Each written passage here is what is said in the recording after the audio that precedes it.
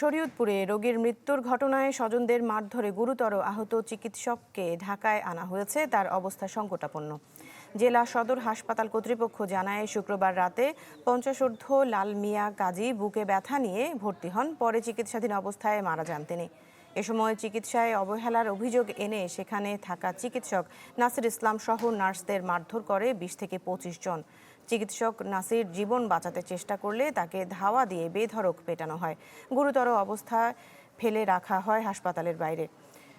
খবর পেয়ে পুলিশ গিয়ে ডাক্তার নাসিরকে উদ্ধার করে। পরে উন্নত চিকিৎসার জন্য তাকে পাঠানো হয় ঢাকায়। ঘটনার পর থেকে সিসি ক্যামেরা দেখে হামলাকারীদের শনাক্তের চেষ্টা করছে পুলিশ।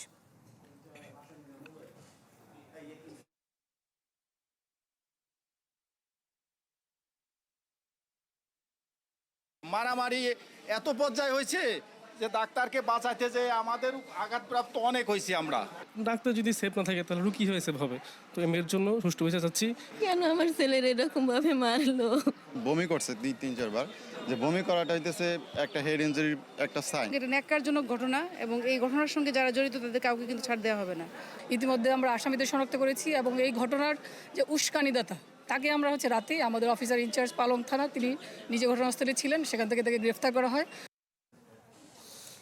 দর্শক, আহত চিকিৎসক নাসির ইসলামকে দেখতে ঢাকা মেডিকেলে এসেছেন স্বাস্থ্য সচিব। সরাসরি সেখানে চলে যাচ্ছে। দর্শক, সেখানে আমাদের সহকর্মী রয়েছেন মুহাজির হক। তার কাছ থেকে আমরা একটু জানার চেষ্টা করি সেখানকার আপডেট। মুহাজির, স্বাস্থ্য সচিবের আসার কথা রয়েছে, এখন কি তিনি এসেছেন কিনা এই বিষয়টিও জানবো। আর চিকিৎসক যিনি অসুস্থ হয়ে ঢাকায় এসেছেন তার কি অবস্থা?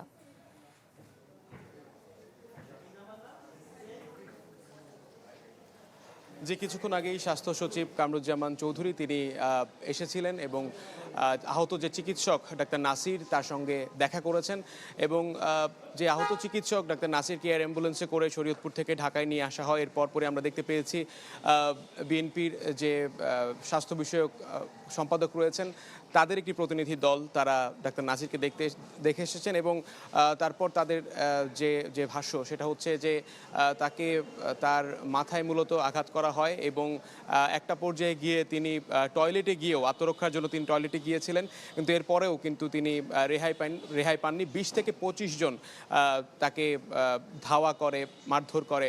সেই চিত্রটা এরই মধ্যেই একটি সিসিটিভির ক্যামেরার ফুটেজ আমরা দেখতে পেয়েছি। সেই সিসিটিভির ফুটেজে সেটা স্পষ্ট হয়েছে এবং স্বাস্থ্য সচিব যিনি ছিলেন তিনি এরই মধ্যে আমাদেরকে যেটি জানিয়েছেন যে এই ডাক্তার নাসির চিকিৎসক, যে ডাক্তার নাসির যিনি রয়েছেন তার অবস্থা যে শঙ্কা ছিল সেই শঙ্কা অনেকটাই কেটে গেছে, তার অবস্থাও আগের চেয়ে অনেক ভালো এবং এই পুরো বিষয়টার সাথে মূলত যারা জড়িত বা যাদের এরই মধ্যে দুজনকে আইনের আওতায় আনা হয়েছে এবং বাকি পুরো বিষয়টার জন্য কড়াকড়িভাবে আইনি পদক্ষেপ নেওয়ার চিন্তাভাবনা করেছেন এবং সেখানেও এই বিষয়টি নিয়ে তদারকি চলছে এবং এখানে আমরা পুরো সময় জুড়ে দেখতে পেয়েছি এর আগেও স্বাস্থ্য অধিদপ্তরের যিনি অতিরিক্ত যিনি এডিজি আছেন তিনি আমাদেরকে যেমনটা জানিয়েছেন যে তার জন্য আগে থেকেই মেডিকেল বোর্ড গঠন করা ছিল, তাকে আনার সাথে সাথে আইসিইউতে নিয়ে আসা হয় এবং এখন পর্যন্ত তাকে আমরা যেমনটা দেখতে পেয়েছি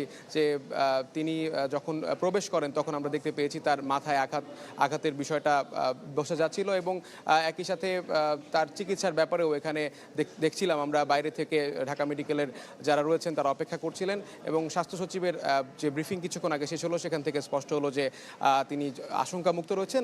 আশা করা যাচ্ছে যে দ্রুতই তিনি সুস্থ হয়ে আবার চিকিৎসায় ফেরত যেতে পারবেন। যেই ছিল এখন পর্যন্ত আমার কাছ থেকে সব শেষ খবর। ধন্যবাদ আপনাকে আমাদের সাথে যুক্ত হওয়ার জন্য।